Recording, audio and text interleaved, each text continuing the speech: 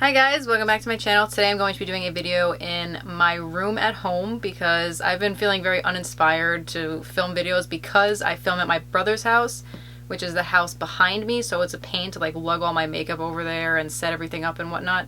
So I'm trying something out. It's not as glamorous as the other setup, but maybe I'll put up some pictures or something depending on how I like it. And I think having my furniture in my room will help with the like reverb and the echo. I'm not really sure what I'm going to be doing for a look today, so I'm just going to be playing with my makeup and seeing what happens. So this will be more like a chatty get ready with me. So let's just put on my cat ears and get going. Please, if you like this video, do not forget to give it a thumbs up and subscribe if you haven't already so you don't miss any more of my future videos. So far I just started this video and I really prefer filming in my own room because it's more homey and like all of my makeup's here, so I don't have to worry about forgetting something and running back home to grab it. Let's get this baby going. Bam, bam. So I am going to start by using my Wet n Wild Photo Focus eyeshadow primer. It's my favorite primer ever and it is so cheap at the drugstore. It's like unreal. My eyeshadow never ever creases when I use this stuff. Pat that on my lids all the way up to the brow bone because I do highlight my brow bone with lighter shades or a shimmery one depending on my mood. As you can see, I do have very pigmented eyelids and this is like slightly tinted. It's not a very intense shade, but you can see that it does color correct a good amount for my eyes, so that's a plus. Okay, so my eyes are primed and they're nice and tacky for eyeshadow to stick to it well. But just to avoid any skipping when blending out, I'm going to be taking my Real Techniques 200 brush. So I'm just going to be using the Anastasia Modern Renaissance palette today because it is a very requested one. Because it is straight up beautiful. I love this one. I'm going to be taking the Real Techniques brush and going in with this lightest shade here. This is Tempera. I'm just going to be setting my entire lid. Oh, hey, eyelash that I didn't know was there.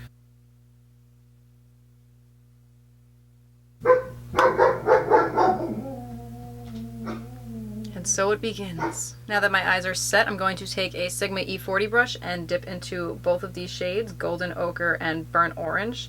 Just going to mix them together and tap off the excess and run this in my crease.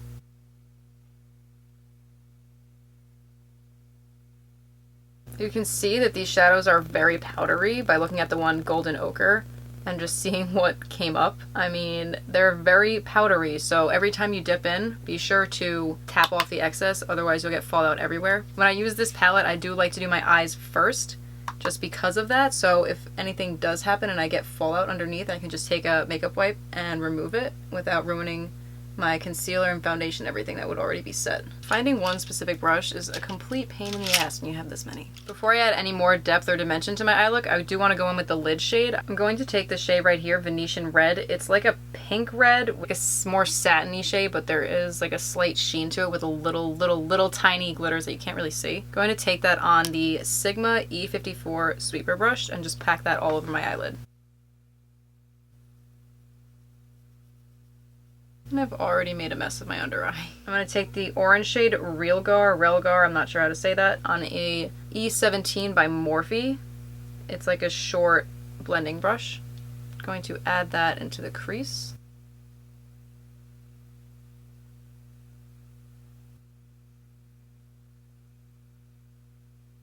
This eye look is totally giving me sunset vibes.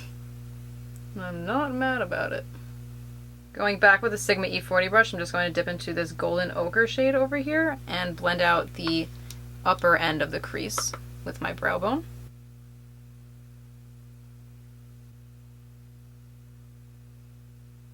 Now with the same small Morphe E17 brush, I'm going to take this dark brown up here, Cypress Umber, and I'm going to add that to the outer edge of the crease just to make it a little darker.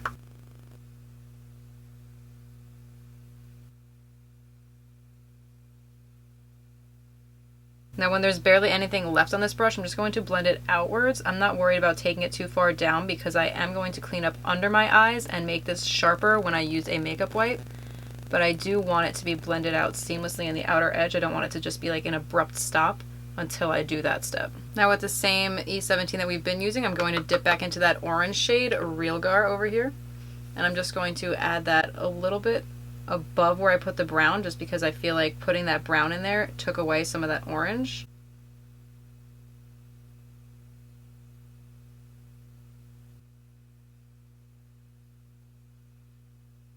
Going back in with the shader brush we used with the red shade, I'm just going to pack a little bit more on because I feel like adding a bunch of the crease shades diminish the color a little bit and I want it to pop more. Yeah, see, that's more red. Now taking my Sigma E40 with nothing on it, I'm just going to blend the crease upwards and everything together.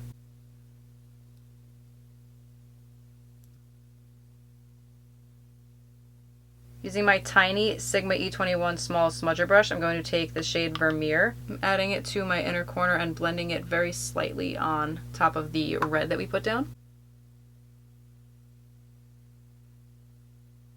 Now before I apply my wing liner, I'm going to take a makeup wipe and clean underneath my eyes and sharpen up that outer corner. I like to do this before doing my wing liner because I find that wiping the outer corner makes it easy to put a guideline for me to put my wing. So I'm not just kind of winging it. It gives me more of a sharp edge to work with. See, like now I have a very strict guideline on the outside of my eye to go for. And this also helps if you have problems making your wings even, because this way you can look at them straight on and then take off more on one side and change the angle so that when you put your liner on, you just follow those lines specifically and you'll be golden. I'm going to take my Kat Von D Trooper liner, it's the brush tip one, not the felt tip, and apply my wings.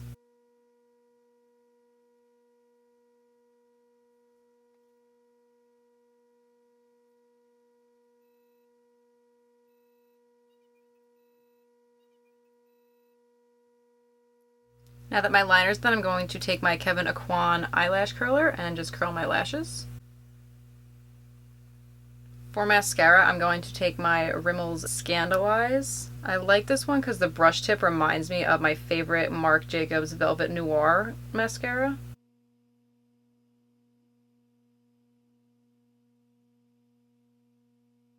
I do have long lashes, but I have very sparse amounts of them, so I do prefer more volumizing mascaras, and I think this one is great, but definitely if you're not careful it can get clumpy, so just be aware of that. If anything, I'll just use this first and then go in with another mascara that has a more separating wand and just pull them apart more, and I find that it works completely fine. Okay, now that my eyes are done, I'm going to move on to the face. I'm going to use my Pure Cosmetics Hydrogel Lift underneath my eyes to add some moisture, because they have been very dry recently.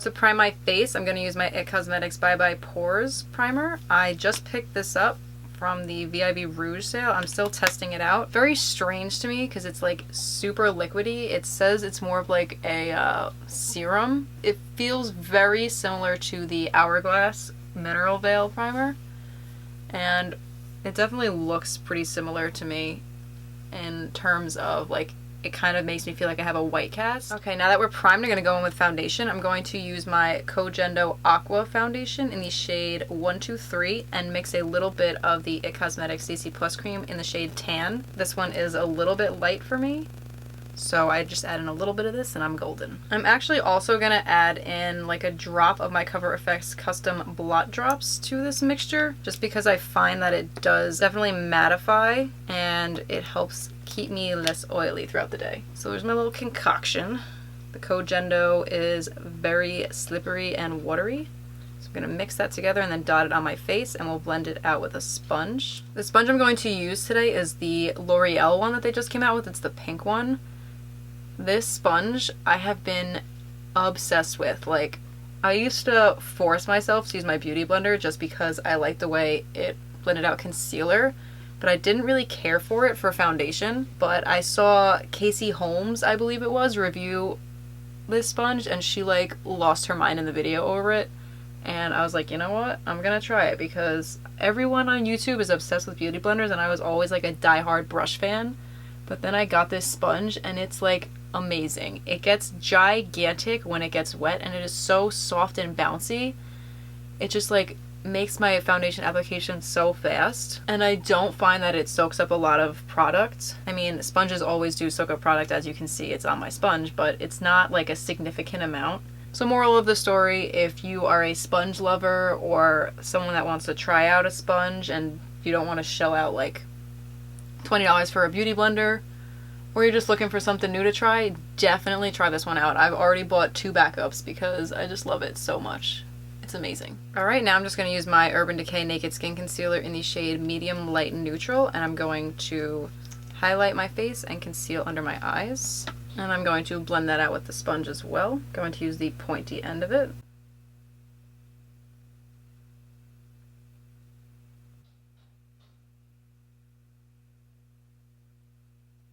Now to set under my eyes, I'm going to take my RCMA No Color Powder.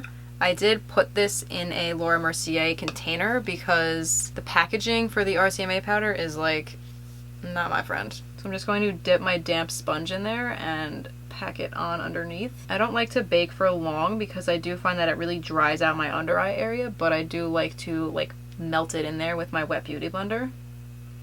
Find that it sets it really well. Next, I'm going to take my actual Laura Mercier powder to set my entire face, and I'm going to use a Sonia Kashuk big fluffy brush as per usual to do so. I like to pat it into my skin before I swipe, just so that it puts everything where it's meant to be and sets it like that first. Because if you do just go straight in and just swipe, it's gonna move everything around and it's gonna pull your foundation all over the place and might leave streaks if it's still wet and tacky. So just to be safe, always pat it in first, and then you wipe away whatever excess there is. Now my face is set and we can move on to the fun stuff. I'm going to use my Too Faced Chocolate Soleil bronzer and a Morphe R10 brush. This is one of the brushes I received in their monthly subscription box, and I love it. It's just like the one that they say is like a MAC dupe. It's like the M527 or something like that. I do have it, but I'm too lazy to get up. But that brush I feel is like a little large for my face, and this one's more densely packed. And I like that it's more precise, but it's still like very fluffy, and I feel like it blends out my bronzer really nicely. And I also like that even though it is pretty fluffy, it is dense, like I said, and it's like flat kind of. So at the end of my bronzer, I usually do lightly dip into like a contour powder, and I'll just put like a more precise line to contour. So you kill two birds with one stone. You don't always need to use like 45 different brushes for your face, guys. And then when there's barely anything on it, I'll just go down the sides of my nose. I'm not really a nose contour fan, but I do like to give some sort of darkness there because I just feel like the whole center of my face is just so white compared to the rest. I do like to add a little sun. Now to add more of a contour today, I'm going to use my Physicians Formula contour palette. This I just recently picked up and I love this to death. There's like a banana shade, a cool shade, and a bronzer. And there's such a nice, very pigmented formula. Like, I barely even touched it, and you can tell how warm this one is for bronzer, and this one's such a cool toned, like more gray ashy shade for the contour. It's amazing. They're super pigmented, very blendable, and I do like that when you open a little more, there's the mirror on the inside, and then there's this little brush. And I usually throw away brushes that come in like drugstore palettes, but this one is so nice. It's like a little mini Eda brush from the drugstore. It's awesome. So I am going to go in with the middle shade, the more ashy tone shade, and I'm just going to make that a little sharper underneath. It's just so cute. I love it. Such a perfect shape. It fits in there so nicely, and I think it does a really great job. Woo, snatched. But I will show you the other palette too. I'm not going to use this one today, but the only complaint I have about these is that they don't open up any more than this, so it's kind of a pain to show them next to each other. But this one is the shimmery palette. It's like highlighters, and this one is the matte bronzy contoury shade. I just dug my nail into this one. Whoops. Looking at this one now on camera really reminds me of the Jaclyn Hill Glow palette that they came out with like 2 years ago for the holidays when Pearl was like first introduced. So it's kind of weird, but I mean, I like it. They're very reflective, they're very nice and pigmented, and it's totally just randomly turned into a Physicians Formula review, but I really like them. They're a little powdery, but they're definitely super pigmented and they're not chalky. For blush today, I'm going to go in with Milani Luminoso with the e.l.f. Cosmetics blush brush. Oh my god, I just dug my nail into this one too! And just apply that to the apples of my cheekities. I like this because it's very subtle. I'm not really a blush person, as I have mentioned multiple times before. For highlight, during the VIB Rouge sale, I also finally got my hands on an Anastasia Glow Kit. I never really was very interested in them because I felt like some of the shades were a little dark, like this one right here is too dark for me, but I did try it as an eyeshadow and it's amazing. And these pans are huge. Like, I'm so impressed. I tried all three of these, even this more purpley shade that's a little darker, and I can still use it for a highlight, so I'm definitely keeping this one. I love it. I'm going to take my Morphe M510 brush. I'm going to go in with Summer and Moonstone, and I'm just going to mix them together and apply them to the high points of my cheeks.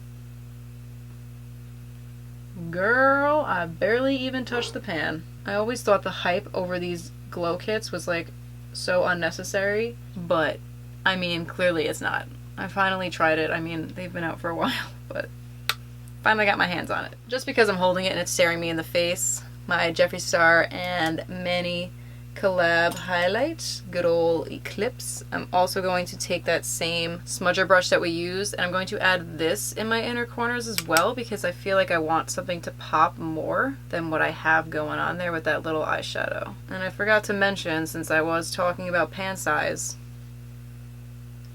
okay, I'm going to take my Zoeva 231 brush. It's like a small, tapered, dense brush, so it's like very pointy and it's nice to get precisely under there. And I'm going to take Golden Ochre and Burnt Orange like we did before when we first started, and I'm just going to blend that under my eyes. I'm going to focus it more on the outer edge though, because I want the inner edge to be lighter.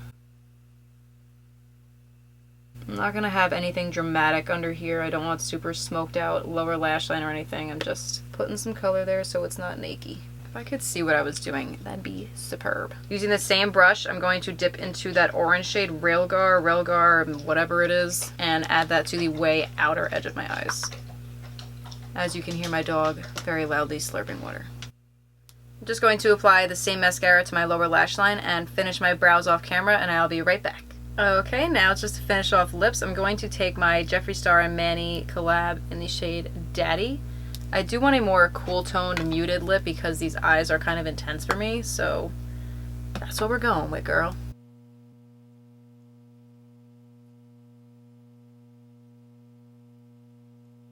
And that completes this video. Thank you so much for watching. I really hope you enjoyed it. I'm very happy with how this turned out. I definitely wasn't planning on something this dramatic, but I definitely really wanted to play with some kind of color today. I really need to get out of my comfort zone, stop doing pretty boring neutral looks, and play with something more intense. Please give this video a thumbs up if you did enjoy, and subscribe if you haven't already. Leave comments down below on how you like this setup, if you do like me filming in my own room, because I definitely felt more at home and more comforted knowing that like I have all my makeup all around me so I can play with anything and dig my fingers into whatever I feel like. And also, while you're at it, let me know other things you want me to film down below. I would love to hear your suggestions. It really helps me so I know what to film.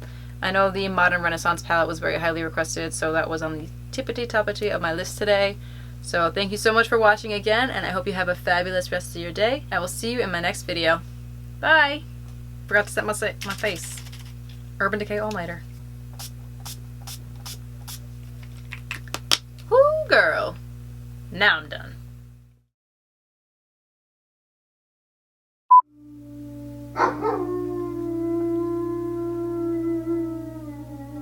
They howl whenever they hear a siren. Get dogs, they said. It'll be fun, they said. How many sirens can go off in one video? Let me know. She's knocking over the box of milk bones because there's none out for her to eat.